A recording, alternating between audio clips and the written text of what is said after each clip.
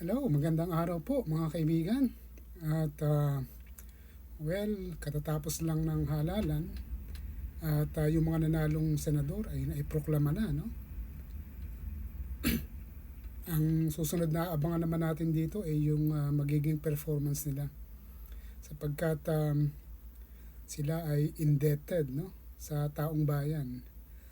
Uh, Hopefully, no, mag-perform sila at do their jury, no, yung sa pagpasa ng mga batas na makakatulong para sa ikagiginhawa, no, at ikauunlad ng ating bansa at makakatulong, no, sa ating mga kababayan. Well, ano pa yung pwede nating asahan, no, sa katatapos na halalan na ito? Well, una sa lahat, no, hindi naman maikakaila yung napipintong impeachment trial kay VP, no, Sara. And it's going to be on the last day of July 30, if I'm not mistaken.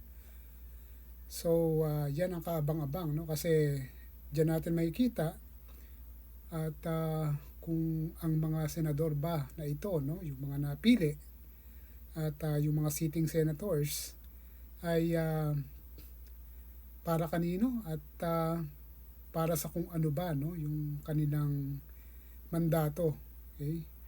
Of course, yung impeachment trial, sabihin na nating dalawa, no, yung essence nito, political and of course yung accountability, no. So it will all depend, no, doon sa prosecution team na mag-handle ng kaso to be able to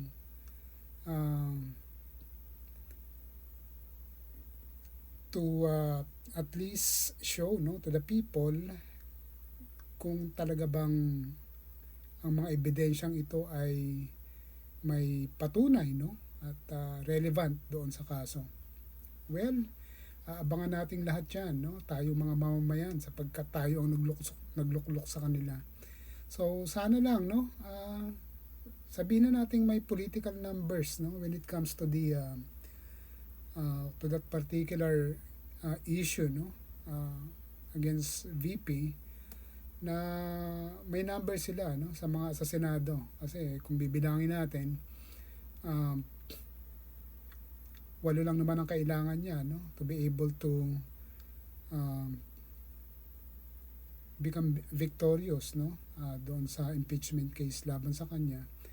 But then kung bibilangin natin mahigit 8, no, yung sabihin na nating clinging, no, doon sa VP.